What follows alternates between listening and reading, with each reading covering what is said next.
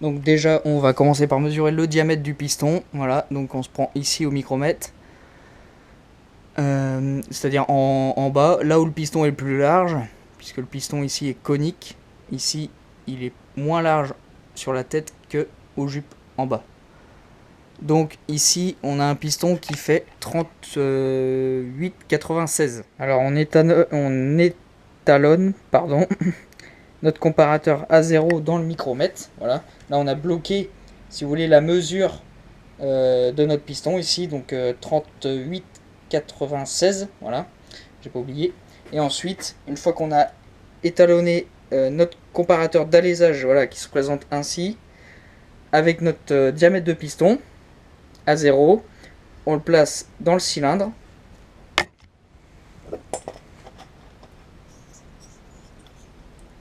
Donc, je vais essayer comme ceci. Et on fait des va-et-vient un peu comme ça. Alors attendez. Voilà. Là on peut constater que l'aiguille elle va pas au-dessus du 5 là. Donc ici on a 5 centièmes de jeu. 5 centièmes de millimètre. Donc on le place comme ceci. Donc je vais essayer de vous le montrer. Alors, comment je pourrais mettre la caméra? Alors regardez mon papa. Regarde, je fais quoi? Alors attends. Comment je pourrais faire ça? Alors faut que vous voyez quand même parce que c'est le problème de la GoPro. Bref. Si je vous mets comme ça. Donc vous le placez comme ceci. Voilà. Et vous faites des petites oscillations comme ça pour trouver le diamètre le plus élevé, quoi, en gros. Et donc moi je vois que mon aiguille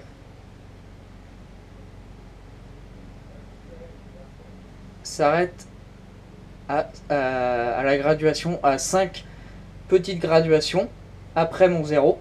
C'est-à-dire que mon cylindre, comment expliquer, fait 39,01 mm. Voilà, donc ça veut dire qu'on a 5 centièmes de jeu. Voilà, donc on le place comme ça. Donc après je manie pas ça comme un grand professionnel, bien entendu. Donc pas de critique s'il vous plaît. Ça fait 1 an que j'ai cet outil et je m'en sers pas tous les jours, hein, je vous l'avoue. Je le sors 2 fois à l'année, voilà, quand je fais un moteur, ça s'arrête là. Hein.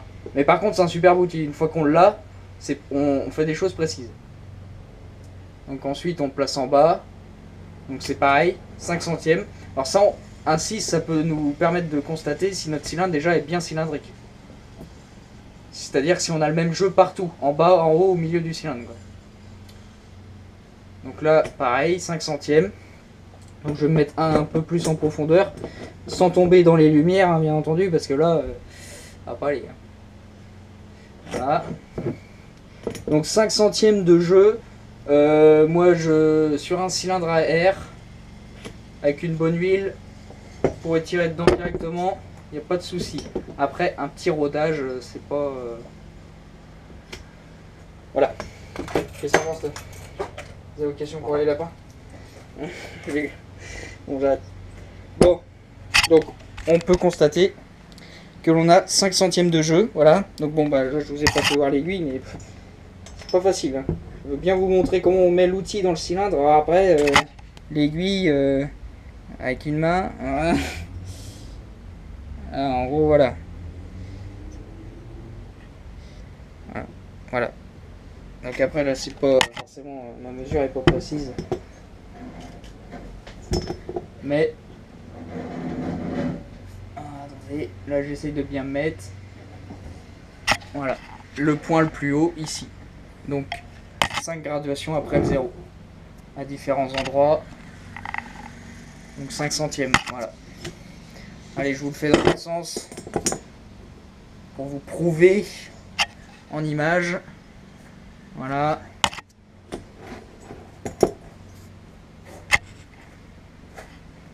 Voilà, 5 centièmes. Et partout dans le cylindre, comme on peut constater du coup. Donc ça c'est une très bonne chose. C'est-à-dire que notre cylindre est parfaitement régulier en diamètre. Que ce soit ici, que ce soit ici, que ce soit au milieu, voilà. Donc ça c'est une bonne chose. Donc oui, donc je reviens sur mon 5 centièmes de jeu cylindre piston. Alors, comment expliquer?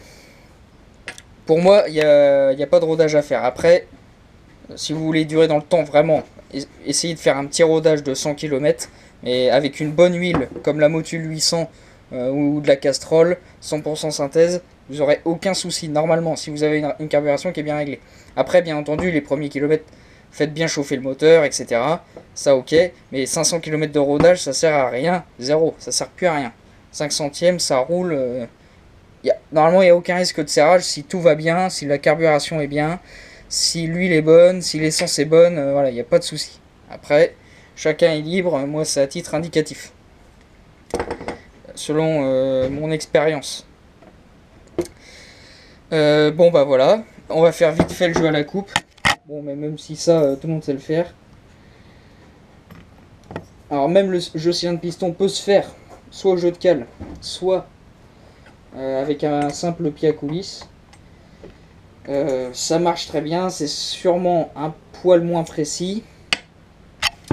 Mais moi maintenant que j'ai les outils, je m'emmerde plus, je fais ça précisément avec ça. Et j'ai le temps, donc j'ai le temps du faire, de sortir les outils, machin.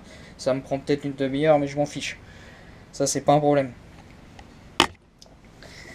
Alors ensuite le jeu de cale. On va prendre celui qui est dans la caisse. Alors.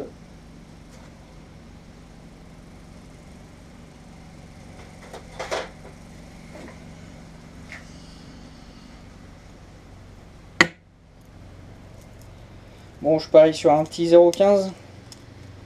Je suis sûr que le 0,15 passe. Donc alors, pour le jeu à la coupe, bah, le segment, vous le placez en haut du cylindre, voilà. Vous le mettez bien à plat avec votre piston, pour pas que les becs soient comme ça. Hein. Et puis bah, vous placez votre cale. Hein. 0,15, souvent là-dessus c'est bien 0,15, donc on la place.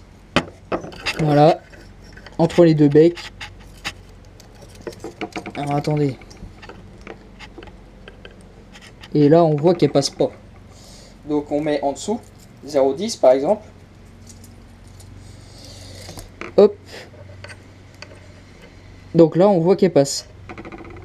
Donc il y a 0,10 de jeu à la coupe. Alors 0,10, donc ça voilà pourquoi c'est important. C'est pas assez élevé. Hein. Je vous le dis tout de suite, là-dessus 0,15 c'est bien. Faut commencer par 0,15.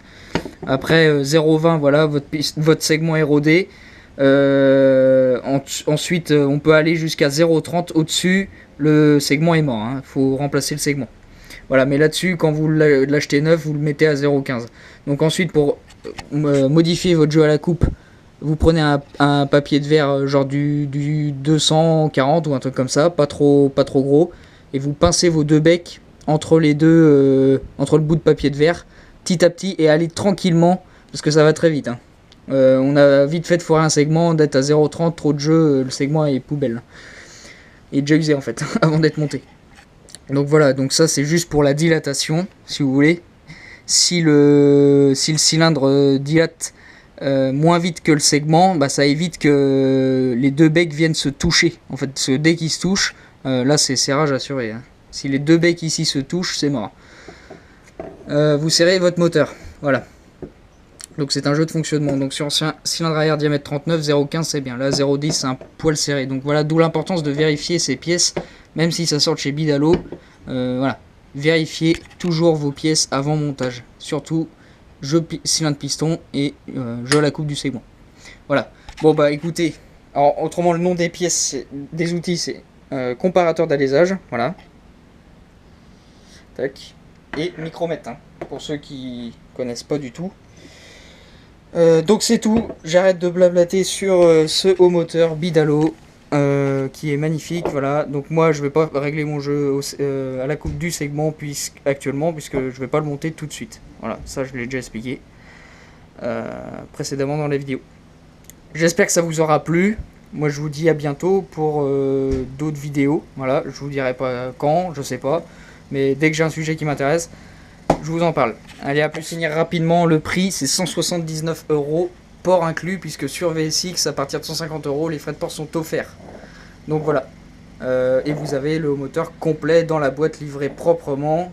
VSX, franchement, c'est super niveau emballage, il n'y a jamais rien à dire, c'est très très bien emballé.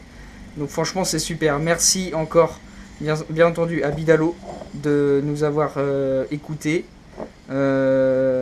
Et j'espère que la production de pièces va vraiment revivre un petit peu. Et si c'est possible de nous sortir encore du cylindre, du vario, de la culasse prochainement, franchement ça serait un grand exploit et c'est super quoi. Franchement ça serait vraiment génial. Surtout nous aussi, enfin pour tous les mobbers, mais ceux qui sont au TGO, franchement ça serait génial quoi, ça nous ferait de la pièce à utiliser. Voilà, parce que là ça commence à être un peu restreint. On les compte sur les doigts d'une seule main, comme j'ai dit l'autre jour. Donc voilà, à part pour ceux qui mettent le prix en occasion. Et d'ailleurs aussi, merci voilà, de ressortir du cylindre neuf, comme ça les prix de l'occasion vont vraiment stop quoi. Parce que des fois des simples comme ça, hein, Bidalo RR à 300 €, le truc il est rincé ou on sait pas trop d'où il sort. Bon, c'est bon. Hein. Là, ces mecs là, faut qu'ils redescendent un peu, arrêter de spéculer sur de la pièce comme ça. Là, c'est ressorti en neuf, 180 €, donc déjà les prix de l'occasion, faut absolument qu'ils baissent un peu parce que c'est bon quoi. Il y en a, c'est plus de la passion, c'est vraiment se faire du fric. Et ça c'est bon. Après voilà, chacun son truc, je critique pas, mais il y a des choses, c'est quand même aberrant. Vendre des cylindres 400-500 boules qui sont morts, faut arrêter quoi. Hein, voilà, c'est tout. Et merci à VSX aussi d'avoir poussé un peu le truc envers Bidalo et de nous proposer ces cylindres à la vente. Donc qui resteront à mon avis pas longtemps. Hein. Ça se trouve dès que je vais sortir la vidéo, voilà, les stocks c'est une quantité limitée. Après on sait pas combien exactement il y en a. Mais voilà, à mon avis, c'est pas des milliers non plus. Hein. Ça doit être de la centaine, de l'ordre de la centaine pour MBK et pour Peugeot. Après voilà, je vais pas affirmer de chiffre, je sais pas. Donc mais il doit pas en avoir lourd, ça c'est une certitude. Voilà, donc vive Bidalo, vive VSX, vive la mob et vive voilà, vive tout. Je sais plus quoi dire. Bon allez, salut.